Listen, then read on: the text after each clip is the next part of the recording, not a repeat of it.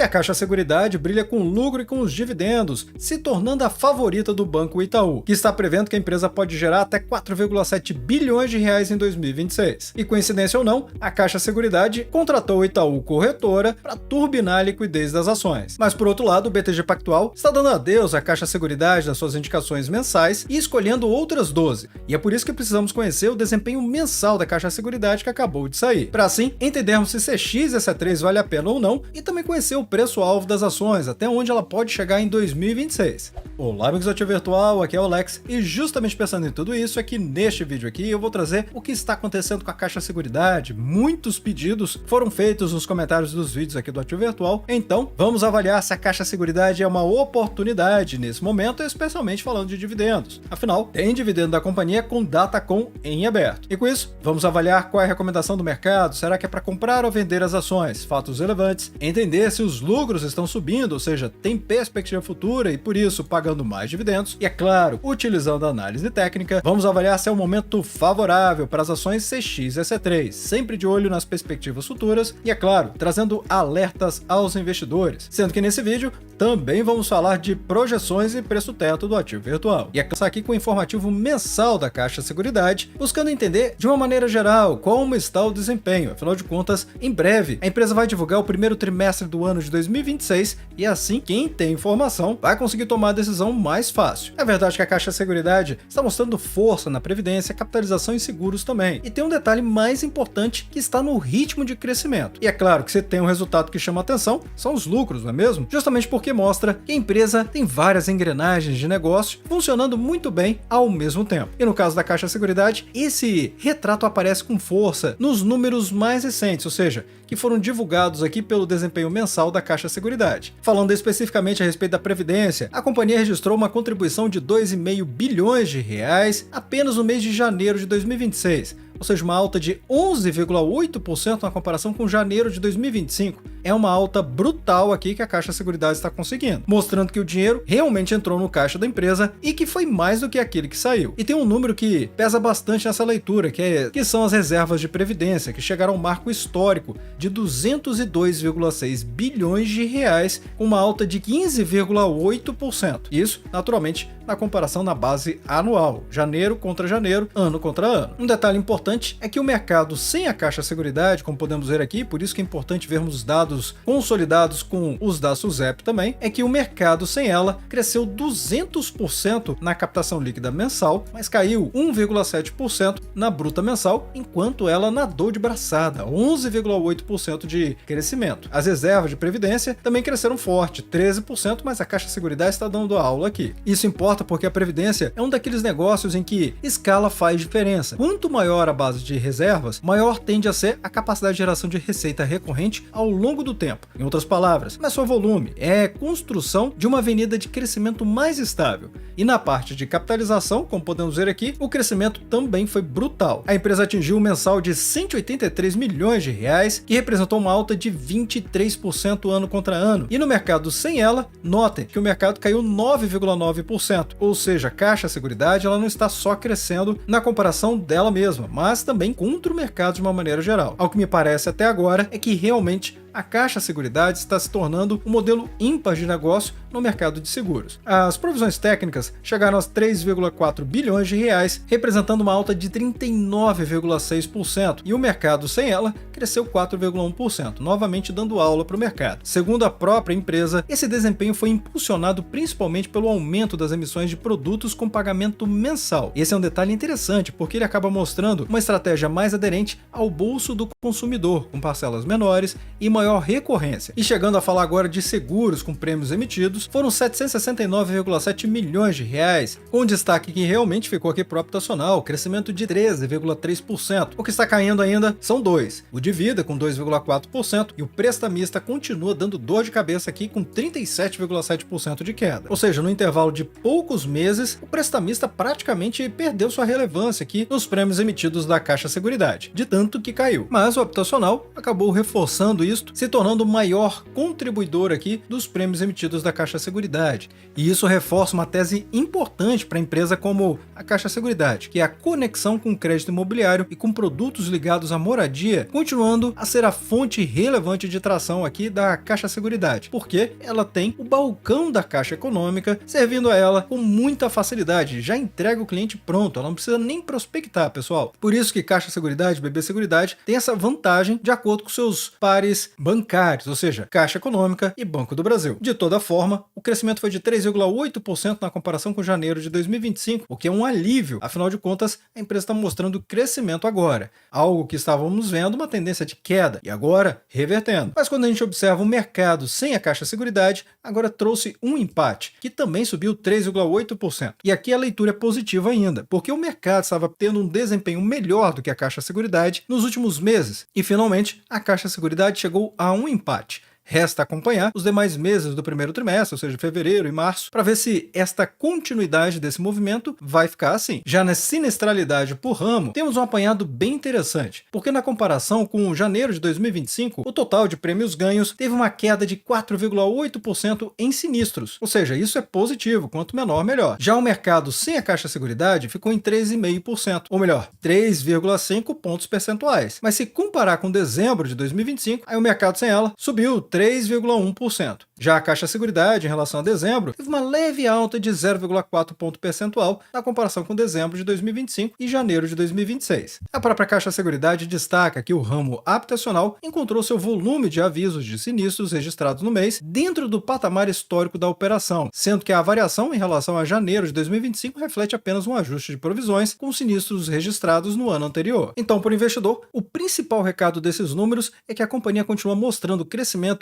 espalhado por diversas linhas de negócio. Isso reduz a dependência de um único segmento e fortalece a percepção de resiliência operacional para os grandes investidores. Ainda mais agora que a Caixa Seguridade escolheu a Itaú Corretora para dar liquidez para as ações CX e C3. O contrato tem prazo de 12 meses, com a possibilidade de prorrogação, e as atividades já começaram no dia 3 de abril. A companhia também informou que possui 600 milhões de ações ordinárias em circulação e que não existe contrato com o formador de mercado regulando voto ou compra e venda de valores imobiliários além dessa função específica. Em teoria, não deveria ter nenhum tipo de manipulação de mercado aqui. Então, à primeira vista, essa parece ser uma daquelas notícias técnicas que investidores costumam pular, achando que não vale nada, mas ela tem um papel prático importante. O formador de mercado é a instituição que mantém as ofertas de compra e venda no livro de negociações de forma contínua, ajudando a reduzir o chamado spread, que basicamente é a distância entre o preço de compra e o preço de venda. Quando isso acontece, a ação tende a ficar mais fácil de negociar, com menos impacto no preço, tanto de entrada quanto de saída. E essa é uma função descrita pela própria B3 para esse tipo de agente. E aqui precisa lembrar o seguinte: de repente você que investe pouco dinheiro, isso não faz diferença quase nenhuma. Mas lembre-se que quanto mais tiver influência de pessoas comprando e vendendo, não importa se são especuladores ou holders, o fato que quanto mais gente compra e vende o ativo, mais líquido ele fica, mais interessados aparecem, inclusive grandes investidores. E aí é que está a grande sacada de aumentar a liquidez de um determinado ativo. Os grandes fundos, ou seja, os institucionais, eles movimentam bilhões de reais como se não fosse nada. E um ativo com pouca liquidez simplesmente fica de fora da carteira desses grandes fundos, que poderiam perfeitamente estar empurrando as cotações para cima e, é claro, algumas vezes para baixo também. A previdência crescendo com reservas recordes, capitalização acelerando e seguros habitacionais avançando de maneira relevante, formando um combo que o mercado costuma gostar, porque aponta para uma receita mais previsível, expansão comercial e também a manutenção da base robusta de clientes. E é claro, tudo tem riscos, e o crescimento da arrecadação e emissão não resolve tudo sozinho. O investidor ainda precisa acompanhar a rentabilidade, sinistralidade, eficiência e também a capacidade de transformar esse avanço comercial todo em lucro e caixa. Afinal, é daí que vai sair o pagamento de dividendos. Por mais que a empresa tenha um payout elevadíssimo, acima dos 90%, lembrando que o payout é o percentual que se retira dos lucros para fazer pagamento de dividendos, e é por isso que o lucro da empresa é tão relevante relevante neste caso aqui. Mas olhando só para o retrato operacional, o sinal é bem positivo.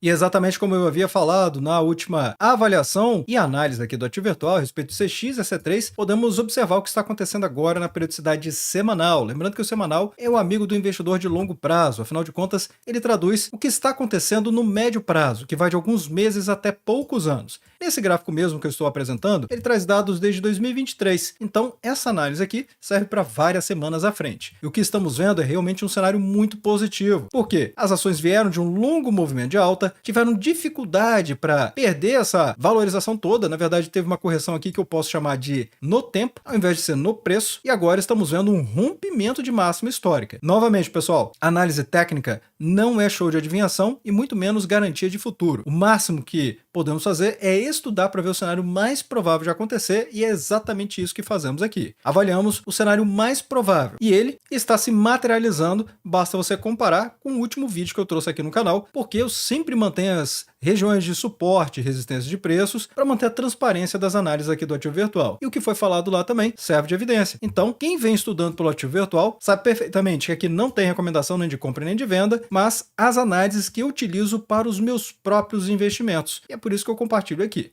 Se essas análises te servem de alguma coisa, eu peço para você deixar o seu like nesse vídeo, é claro, um comentário também para ajudar que essas análises cheguem para mais pessoas dentro da plataforma do YouTube, ok? Mas vemos aqui claramente, as cotações vieram nessa região relevante de suporte de preços entre os R$ 17,46 até os R$ 17,21 e aí reagiram, superando a máxima histórica, dando continuidade a esse movimento de alta, que analogamente podemos dizer que seria uma perna semelhante a esta aqui agora. Vou deixar para o preço-alvo das casas de análise que tem recomendação, ao invés de falar o meu próprio aqui, mas você já entendeu assistindo a esse vídeo qual é a minha expectativa. O que reverte isso aqui então? Naturalmente a perda dos R$ 17,21. Aí na minha avaliação, reverte a tendência de alta de médio prazo para uma tendência de baixa de médio prazo. Então, por enquanto, a análise continua e não tem nada que desabone essa compreensão até agora. Se as ações voltarem para dentro dessa congestão, ela continua lateralizando, só não pode perder essa região aqui para não ter reversão de tendência.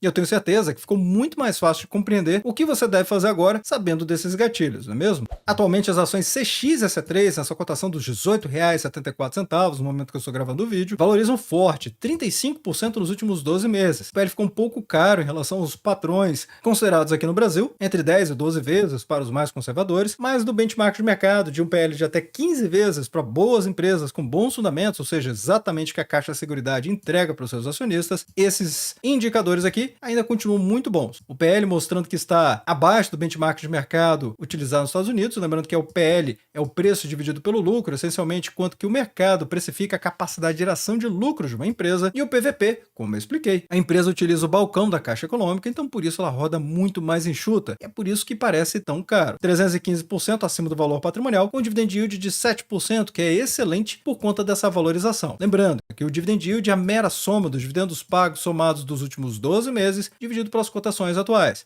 Então, horas, a constatação aqui é óbvia. Se as cotações subiram 35%, é claro que o resultado dessa divisão vai ser percentual mais baixo, mas para quem comprou 12 meses atrás, esse dividend yield, que é o dividend yield no custo de aquisição, chamado de dividend yield on cost, é muito superior a este aqui. Sem falar que é possível fazer dividendos sintéticos, alugar as ações e comprar as ações com prêmio também todos os meses. Basta conhecer as técnicas certas e o momento certo de investir para assim aproveitar a bola de neve dos juros compostos trabalhando a seu favor de uma maneira que só quem faz sabe quanto isso faz diferença nos seus resultados. E observando aqui 7,64% de dividend yield médio dos últimos 5 anos, é bem interessante, mesmo com essa alta, como eu expliquei, até porque se colocarmos em dividendos pagos, fica claro de ver uma escada aqui de aumento dos dividendos ao longo do tempo, o que significa dizer que a minha explicação está coerente. Se o percentual é o mesmo a empresa pagando mais dividendos de maneira absoluta, significa que o seu patrimônio investido nas ações também valorizou na Bolsa de Valores. Então, para quem comprou há mais tempo, por exemplo, nesses últimos 5 anos, pode ter certeza que o dividend yield é muito, mas muito superior a 7,64%. E se você ainda pensa em investir na empresa, dá tempo de pegar esse próximo anúncio de dividendos que a empresa empresa já trouxe, realmente em forma de dividendos, Datacom no dia 30 de abril e pagamento no dia 15 de maio. O valor é interessante, 33 centavos por ação. Vamos falar das projeções e o preço teto do ativo virtual revisados para o ano de 2026 das ações CXSC3. Aqui com lucro projetado de 4,76 bilhões de reais, um payout esperado, mantendo os 90%, não é conservador, é apenas a política da empresa, aquilo que ela se compromete, se ela pagar mais, ótimo, vamos comemorar, e um DPA, ou seja, um dividendo por ação de R$ 1,42, ou seja, até um pouco mais pela fração. Indo para nossa pirâmide, a 4% de dividend yield anual, o preço teto vai ser de R$ 35,70, 6%, R$ 23,80, 8%, R$ 17,85, mas se você quiser ainda mais, 10%, o preço teto vai ser de R$ 14,28. Ok? E o que o mercado está falando a respeito da empresa? Bom, se observarmos aqui as ações CX e C3, vamos ver que o BTG está dizendo que a tese é de que a consistência na distribuição de lucros é blindada pela capilaridade da rede bancária da Caixa, algo que poucas empresas no mundo conseguem replicar com tanta eficiência. E também a XP está mantendo o otimismo a respeito da Caixa Seguridade, vendo potencial de valorização de 33,6% no ano de 2026. Mas eles reduziram o preço-alvo de R$ 21